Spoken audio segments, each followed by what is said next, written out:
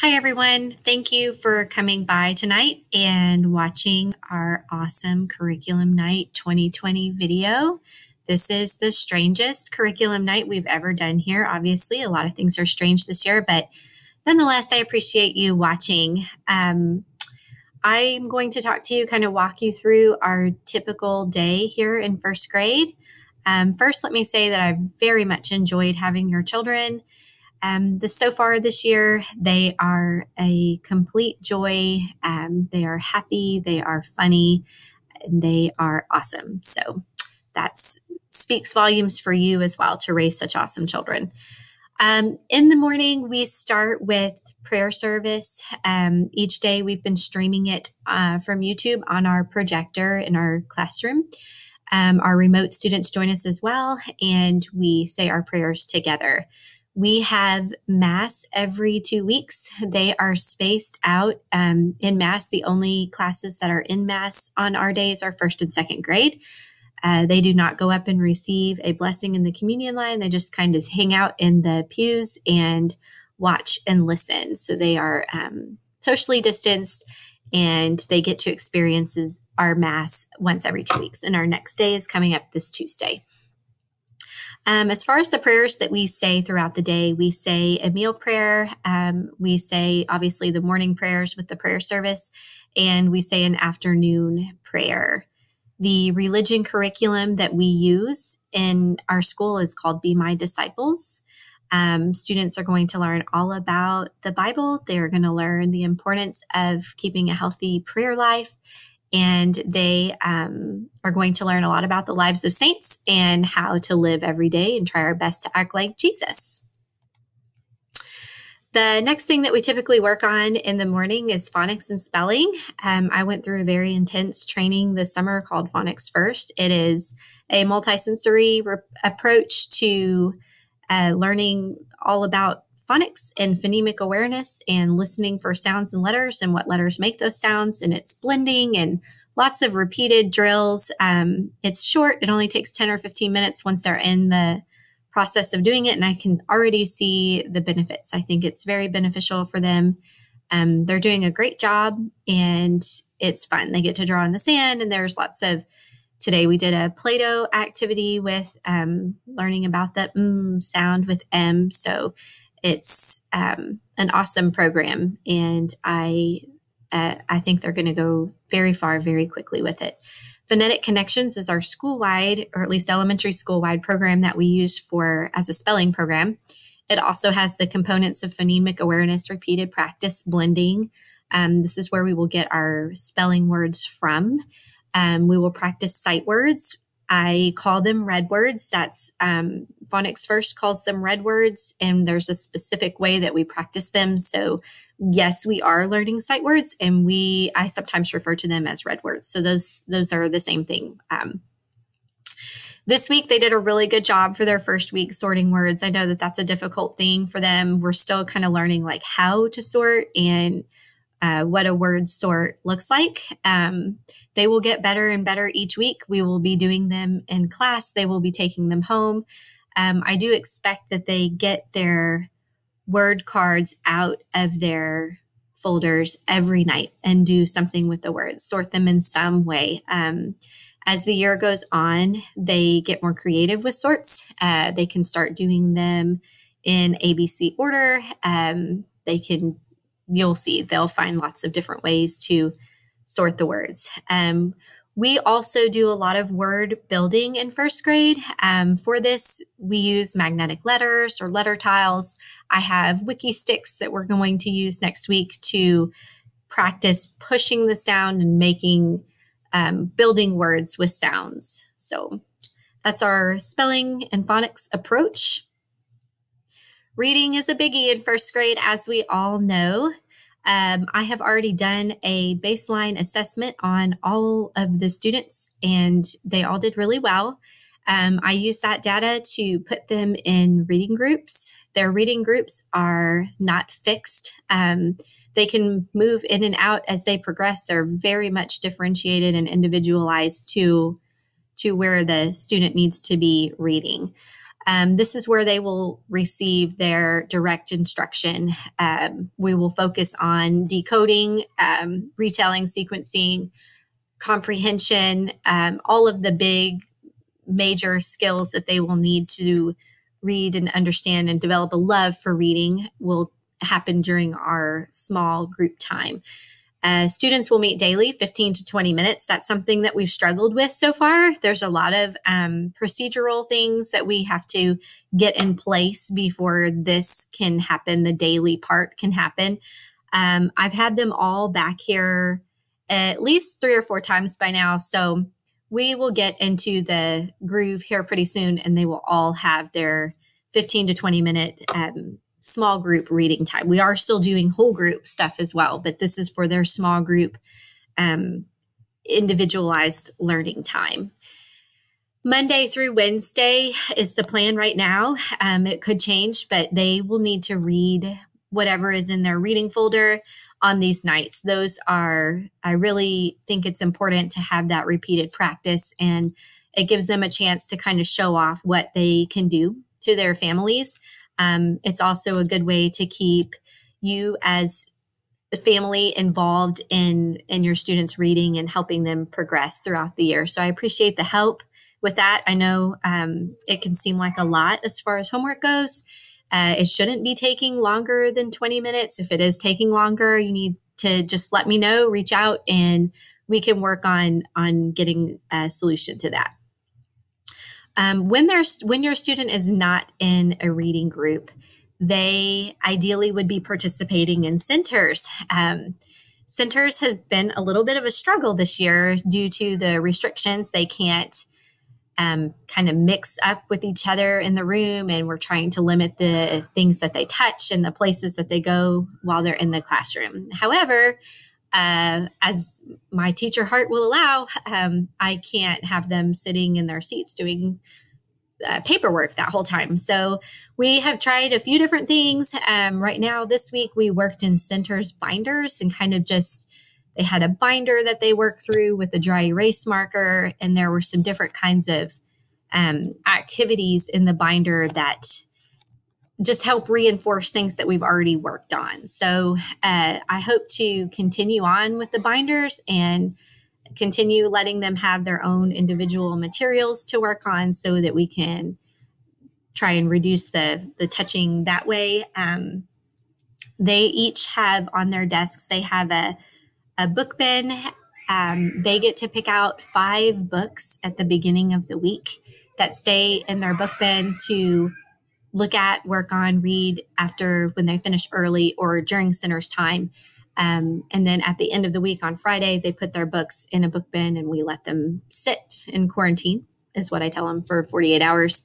Then they go back on the shelf and they can select new books. I'm only letting a limited number of kids in the library at a time. It's kids that sit at the same table to choose their books. So we're trying to be as safe as we possibly can in here as far as touching and spacing. So that's kind of what centers look like right now. Hopefully, as things get better, we can introduce some more first grade fun centers. But trust me, I'm trying to make them as engaging and meaningful as possible while they're working independently. Oh, there they are sitting at reading group. We were doing some word work. So this is what reading group kind of looks like.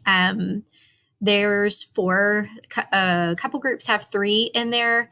And like I said, they're back here for 15 to 20 minutes. So with their masks on and 15 minutes is kind of our goal there.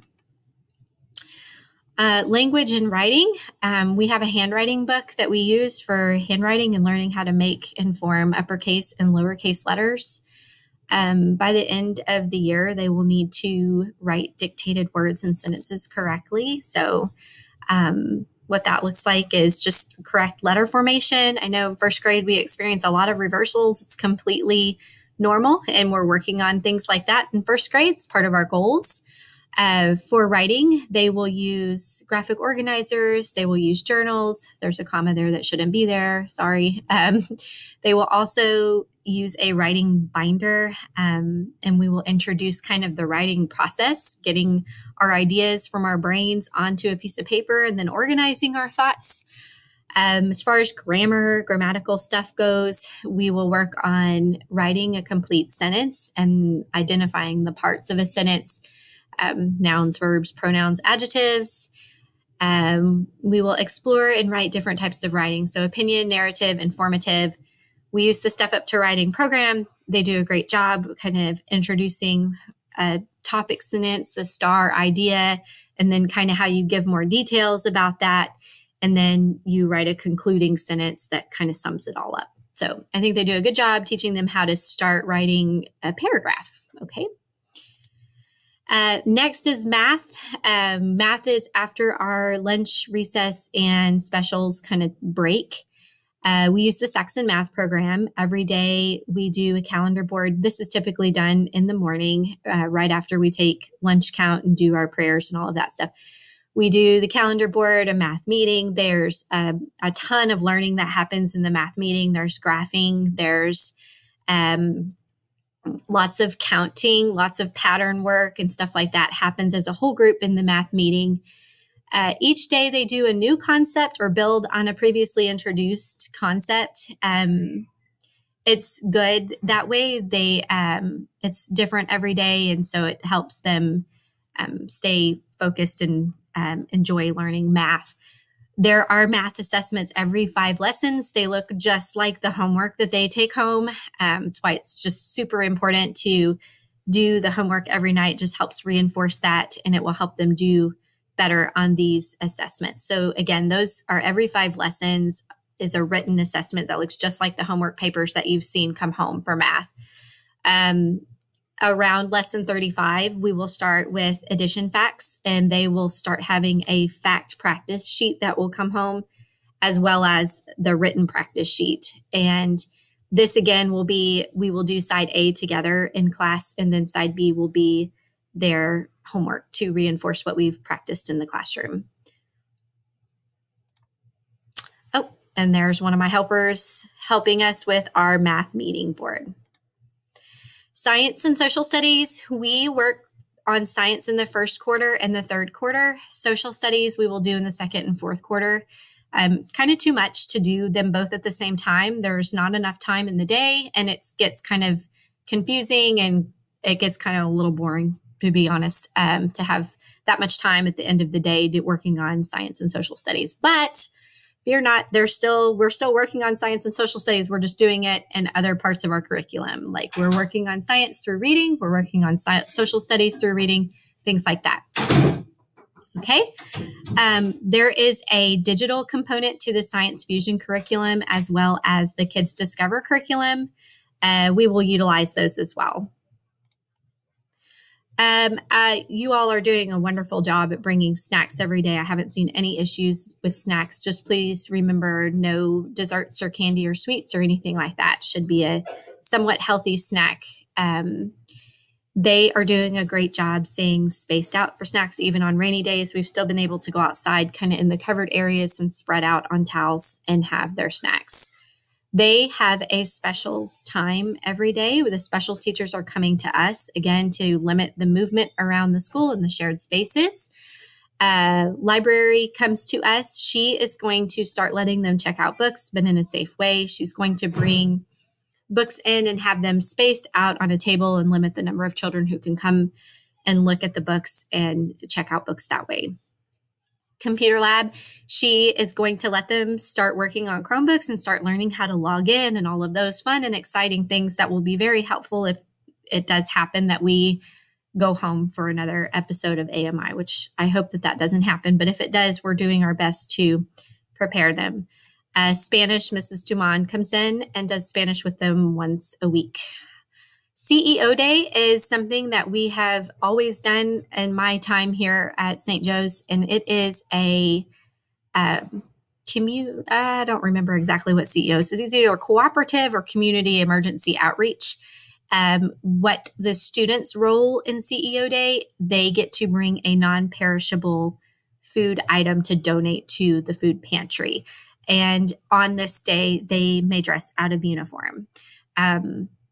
So that's coming up. Our first one should be next Wednesday. I have not heard that we are not doing CEO Day. I'm not sure with everything that's going on how the food collection is going to work and look like this year. So stay tuned for more information about that.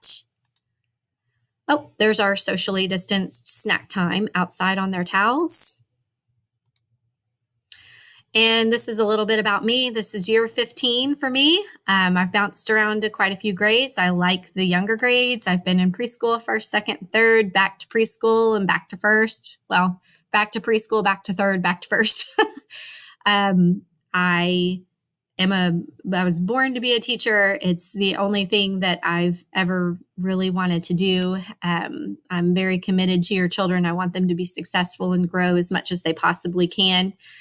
I want you to know from the bottom of my heart that I appreciate your support of our school. We can't do this without you guys.